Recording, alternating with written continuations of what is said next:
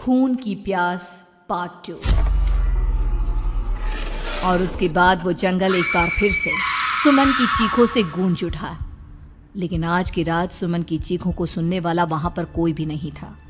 अगर वहां पर कोई मौजूद था तो बस हरिया, जो कि अब एक भेड़िए में बदल चुका था। सुमन के बालों को पकड़कर घसीटते हुए वो जंगल के बीचों बीच एक जगह पर ले जा रहा था।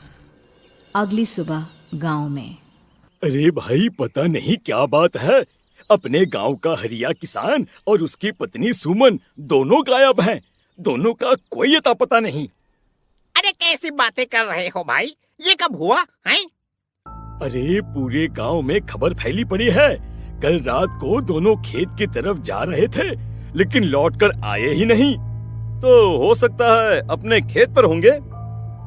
पूरा गांव ढूंढ कर आया है भाई। जानते हो क्या मिला वहां पर? क्या हुआ भाई? क्या मिला? बताओ हमें, क्या मिला?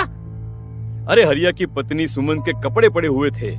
शरीर का एक एक कपड़ा फटा हुआ झोपड़ी के बाहर पड़ा था, लेकिन दोनों पति पत्नी का कोई पता ठिकाना नहीं था। अरे भाई, लेकिन उसका जो दोस्त है ना रामू किसान, उससे पता करके आते हैं ना। अब तक तो दोनों साथ ही खेत पर जाया करते थे। हाँ, हमें उसके घर जाना चाहिए भाई। चलो वहाँ चलते हैं, चलो। वो सारे लोग रामू के घर पर पहुंचते हैं। रामू अपने घर के बाहर बैठकर हुक्का पी रहा था। आज सारे के सारे लोग टोली बनाकर मेरे घर क्यों आ रहे हैं? क्या कोई मर गया क्या भाई? अरे कैसी बातें कर रहे हो? तुम्हारा सबसे अच्छा दोस्त हरिया और उसकी पत्नी गायब है और तुम यहाँ बैठकर हुक्का पिए जा रहे हो हैं? रामू ने अजीब सी नजरों से उन सब गांव वालों की तरफ देखा, जिसकी वजह से वो लोग एक बार के लिए डर गए। गायब है? अरे गायब नहीं है, मुक्ति मिल गई है। उन दोनों को मुक्ति मिली है। इस दुनिया में आकर हर इंसान पाप करता है और उसे उसके पापों के लिए मुक्ति मिलना बहुत जरूरी है। अरे ये कैसी बहकी बहकी बातें कर रहे हो भाई, हैं? और इसका चेहरा अजीब सा क्यों लग रहा है? लगता है दोस्त के मरने का गम बैठ गया है। पागल हो गया है शायद ये पागल। ये बात सुनते ही रामू चीख कर जोर से चिल्लाते हुए कहता है, पागल मैं नहीं हूँ, पागल तुम सब हो। और ये शैतानी जंगल अब तुम में से किसी को नहीं छोड़ने वाला, सबको खा जाएगा। याद रखना मेरी बात। शैतानी जंगल? कैसा शैतानी जंगल? लगता है रामू पागल हो चुका है। हमें यहाँ से चलना चाहिए भाई। चलो। तभी रामू की पत्नी बाहर आती है। नहीं, आप लोग इनकी बात का बुरा मत मानिए। 2 दिन पहले हरिया के साथ खेत पर गए थे। जब से वहाँ से आए हैं तब से ऐसी ही बातें कर रहे हैं। भगवान जाने ऐसा क्या देख लिया उन्होंने, खेत में कुछ भी बड़बड़ाते रहते हैं। लेकिन गांव के लोगों ने कमला की कोई बात नहीं सुनी और वो सब वहां से चले गए। रात अब धीरे धीरे ढलने लगी थी। तभी अचानक किसी ने धीमी सी आवाज में रामू को पुकारा। रामू, आ जाओ, मैं तुम्हारा इंतजार कर रहा हूँ। और सुनो, अपनी पत्नी को साथ लेकर आना, नहीं तो काम अधूरा रह जाएगा। ये आवाज सुनते ही रामू के चेहरे पर शैतानी मुस्कुराहट आ जाती है। वो धीमे कदमों से अपने घर के अंदर आता है। क्या हुआ? तबीयत ठीक है ना अब आपकी? मैं तुझे अपने साथ खेत पर ले जाने आया हूँ, चल। मैं तुम्हारे साथ कहीं नहीं जाने वाली। मुन्ना गहरी नींद में सो रहा है और उसे अकेला छोड़कर मैं तुम्हारे साथ खेत पर नहीं आ सकती। वैसे भी तुम्हारे उन खेतों में भगवान जाने कौन सा राक्षस घूम रहा है, मुझे तो डर लगता है। रामू गुस्से में दांत पीसता अपनी झोपड़ी से बाहर आ जाता है और कमला गहरी नींद में अपने बच्चे के साथ सो जाती है। तभी अचानक रात को रामू की झोपड़ी के ऊपर एक साया वही गाना गुनगुनाते हुए घूमने लगता है जो हरिया के मोबाइल में बजा करता था। मैं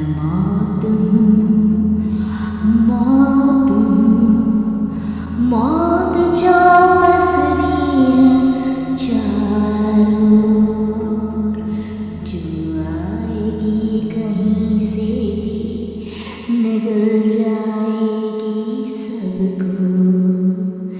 मैं मौत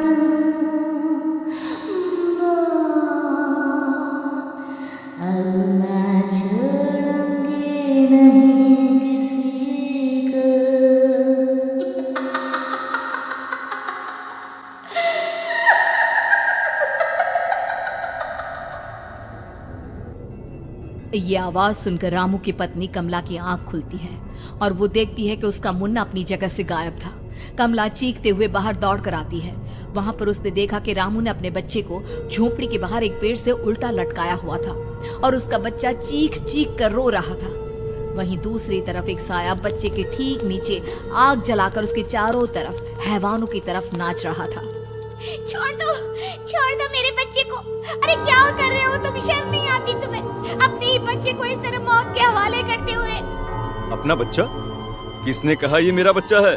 अरे ये तो उस रामू की औलाद है, इस गांव के किसान रामू की, और मेरी दुश्मनी इस गांव के हर इंसान के साथ है।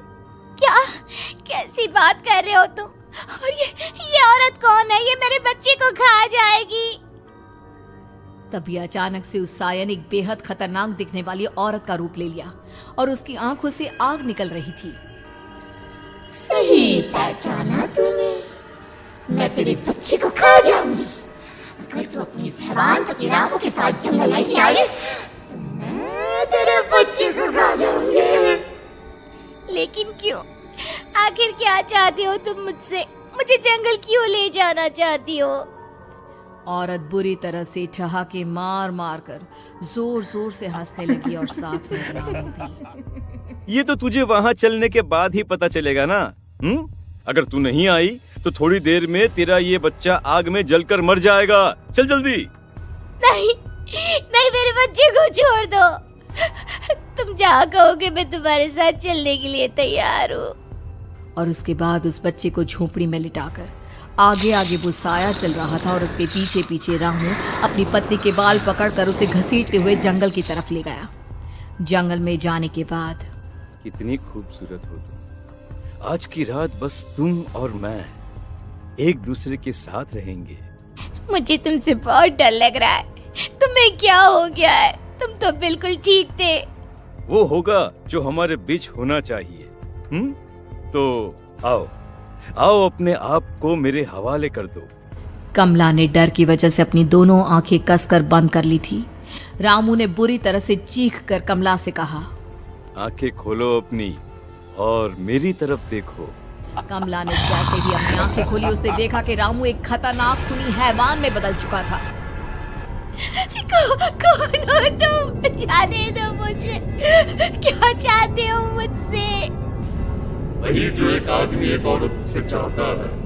मैं तुम्हारा पति रामू नहीं बल्कि इस जंगल का एक भेड़िया हूँ और आज की रात तुम्हारे खून से अपनी प्यास बुझा जाऊं। और उसके बाद वो जंगल कमला की दर्दनाक चीखों से गूंज उठा।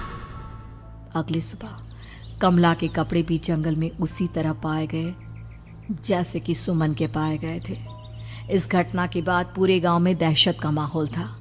अपने माँ बाप की मौत और गांव में हो रहे इस तरह की घटनाओं की खबर सुनकर किशन शहर से गांव लौट आया था। अपने माँ बाप की बेदर्द मौत की वजह से वो बहुत परेशान था। तभी अचानक उसे अपने घर में खाट के नीचे पड़ा हुआ वो मोबाइल फोन मिला जो उसने अपने पापा हरिया को गिफ्ट किया था। अरे कितने प्यार से पापा के लिए मोबाइल फोन लेकर आया था। इसे एक दिन भी काम में नहीं ले पाए। और आखिर कौन है जो गांव में इस तरह की हत्याएं कर रहा है? क्या है इन सब के पीछे? क्या है? मुझे पता करना ही होगा, वरना एक दिन पूरा का पूरा गांव खाली हो जाएगा। इस गांव में एक भी जिंदा इंसान नहीं बचेगा। गांव के लोगों की मदद करने के इरादे से किशन अपने गांव से दूर एक दूसरे गांव में बहुत बड़े तांत्रिक के पास मिलने के लिए गया। तांत्रिक बाबा, अब आप ही कुछ उपाय बता सकते हैं।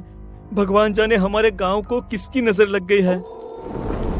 नजर नहीं लगी है, किसी ने तुम्हारे गांव को बद्दुआ दी है।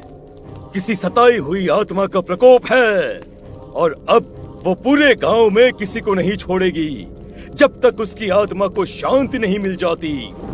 अरे लेकिन ऐसा कौन है बाबा? किसकी आत्मा है और कैसे मिलेगी उसे शांति? मौत है, मौत कहीं से भी आएगी और सबको निगल जाएगी। इससे बचने का सिर्फ एक ही उपाय है, लेकिन उस उपाय को करना आसान नहीं होगा। जो भी उस उपाय को करने की कोशिश करेगा उसकी जान जा सकती है।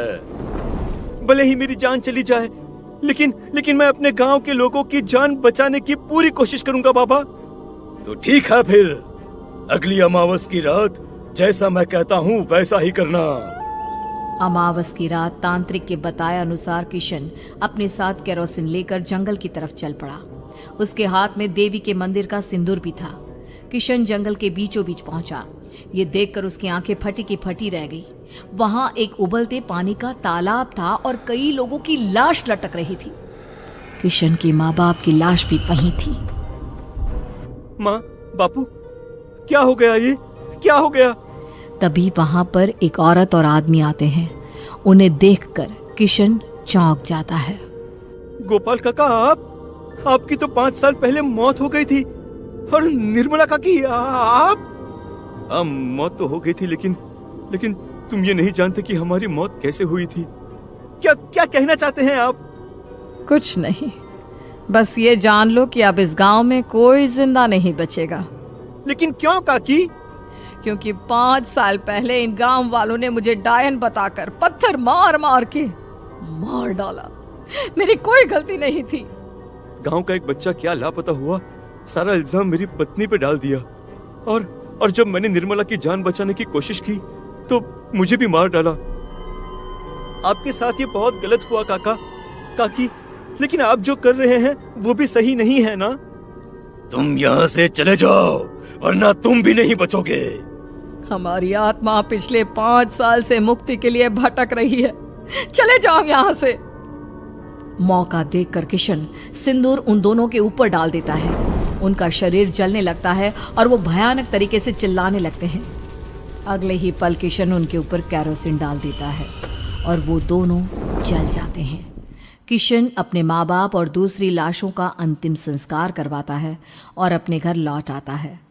लेकिन वो अभी भी इस बात से अनजान है कि मोबाइल अभी भी बज रहा था। मैं मौत हूँ।